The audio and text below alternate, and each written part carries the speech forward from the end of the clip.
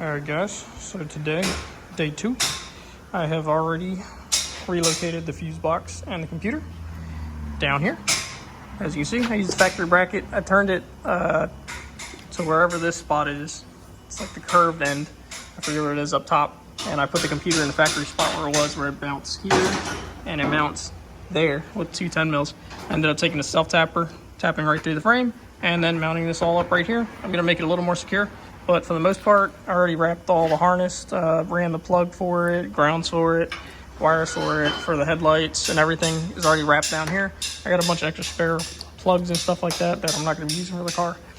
I am going to be able to retain the factory wire for the fans as well. Don't know if I'm going to use it. Might just run a wire to that and just turn it on with my switch panel I have. But as you can see, it is very clean in here now. It's very empty. It's a lot better. If I can get rid of that, I mean, it'd look even better. But like I said, not trying to deal with manual brakes and shit like that. We'll leave it alone for now. Works, it works. So I'm gonna clean all this up and get ready to spray it. All right, guys, so it's been a little while later. I resprayed the bay. This is black, that's black, this is blue, obviously. I didn't sand it down all the way. You can still see all the fucked up parts where it chipped away. It's probably gonna chip away again. I don't know what the fuck I'm gonna do. I don't really care that much about it. I just wanted a fresh color on it before we start sticking a brand new motor in there. So all that stuff is good. Might paint all this stuff again. I'm most likely just gonna spray this again. Like I already sprayed from over there to like right here, but I ran out of paint. So that's that. You're never gonna see any of that shit anyway because the fenders come all the way up to here. So it doesn't really matter. But I'm gonna start getting the motor mocked up there and ready to put it on the K member. Oh shit, y'all know what happened. I swear, Ford had to have some ideas about this shit. They had to take some notes from Chevy because 3-valve 4.6 motor mounts, some swap plates, stock subframe, stock motor mount location. It fits so perfect. Like it fits perfectly on there.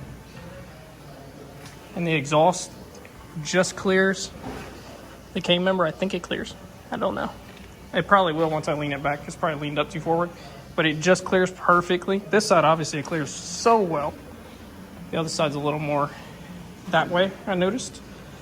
But still, it sits perfect. It's straight, it's flat. I didn't even have to cut the subframe. Look at the clearance. And this is with the stock 5.3 liter oil pan. I didn't touch anything. And it just, I thought I was gonna have to notch it. I didn't have to do a damn thing. It doesn't hit down here either. It clears there, it clears back there by a lot. It clears the rack, it clears everything. I did take a wire wheel and clean up the subframe a little. Tomorrow I'm probably gonna get some undercoat and touch up here and the arms and stuff like that. So it looks a little better. All right guys, so it's been a few hours. I have the motor sitting in there. It is bolted in, kinda. I just have the struts hand tightened on, and that's just so they didn't fall out or get crushed or anything.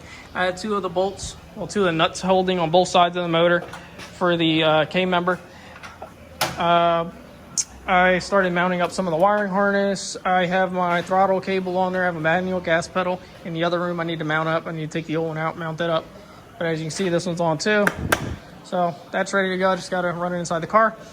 My nitrous stuff is all there. My fuel stuff, as you can see, here is the nitrous line. This is the fuel line. And here is the port off of the fuel rail, as this one has an AN fitting with a cap on it. So now it becomes a returnless system. And as you see, this fitting will just run down to your factory fuel system fitting right there. So you don't have to do anything there either. And I already have a 255 pump and a booster pump, so I don't have to worry about fuel. So all that stuff is good and ready to go. I'm not going to fully mount the motor in there until I get the trans. I also have to order, well, I have ordered the adapter plate that they make for a stock 5R55S transmission, an automatic transmission cross member mount. They make a Turbo 400 plate to adapt it from the 5R to the 400. And you just have to buy the motor mount for the trans mount for the 400. So I have those two ordered. I'm gonna get the trans, and once the mount comes in, and we'll put the motor and trans in there, finalized, done, set. I'll order a drive shaft, and then that'll be done. But by the time I have to order the drive shaft, the car will be wired, the car should be tuned, and the car should be running on its own. just, you know, get all the bugs and stuff worked out, I will have to mount a shifter cable, and that's about it for the trans. Also a trans cooler, I ordered that as well. But if you came here to see this, basically, this is what it looks like, and it looks great, and it fits so well. And I don't know why some people just don't go with this over the 4.6. I'm not talking shit on the 4.6, but I'm definitely going to talk some shit on the 4.6. I had a 4.6 liter to go in here with a manual transmission. It was a 3-valve, and I knew that they were duds. I'm sorry, they are kind of duds. Compared to an LS with a cam can make way, way more power than a 4.6 can with just a cam. Full bolt-on LS, you can make almost 500. Full bolt-on 3-valve, you might break 400. And it's pretty sad, honestly. So, and don't get me started on, oh, why didn't you put an Coyote in here? I have one. You've seen it on my channel before. I have a 2012 Coyote. There's no reason to have two of them. This car is a cheaper build. I know the LS platform pretty well, so this is why we did this. And once I saw this thing sit on the factory K member, I could not get over it. Just look at that. I mean, come on, just look at that. I can't go over it.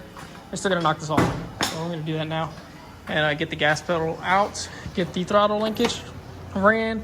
I have most of the wiring here. This is for the nitro stuff for the power, and this is for the line that comes from the bottle, and my purge that runs over there. It's pretty simple stuff. Power and ground wires that come off of the ECU are over here. They're already ran and wired up. I just got to run those to a switch panel that I'll be putting inside.